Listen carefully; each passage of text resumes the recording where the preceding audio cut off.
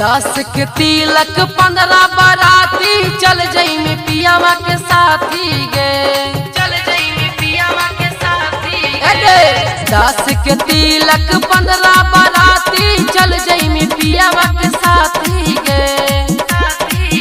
आज 16 के हिलई में गे छौड़ी मचर मचर खाती गे। 16 के हिलई में गे छौड़ी मचर मचर खाती गे।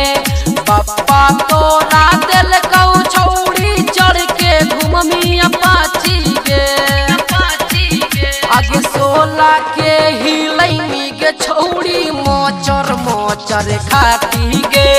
16 के हिलई में गे छौड़ी मचर मचर खाती गे।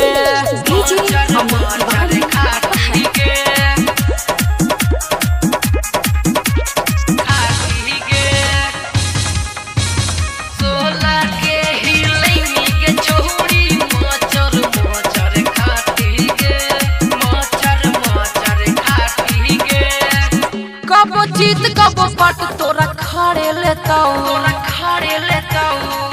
छौड़ी हमरा से ज्यादा न मजा देताऊ।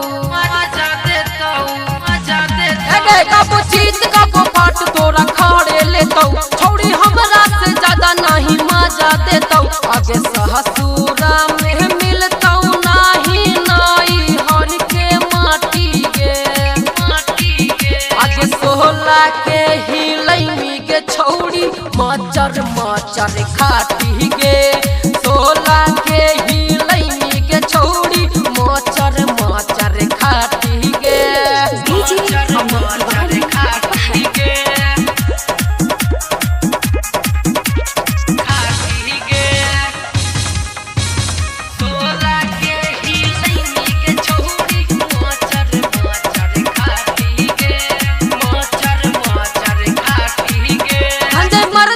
सुख नहीं पैनी तुगे,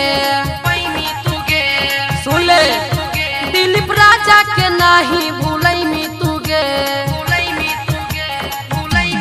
सुन धंधे मर्दा से सुख नहीं पैनी तुगे, दिलीप राजा के नहीं भूलई में तुगे। याद कर मी गुलशनवा के जब मरतौ तोर पिया वाला ठीके। आज 16 के हिलई में गे छौड़ी मचर मचर खाती गे। 16 के हिलई में गे छौड़ी मचर मचर खाती गे। Recording by Sargama Studio, Bodh.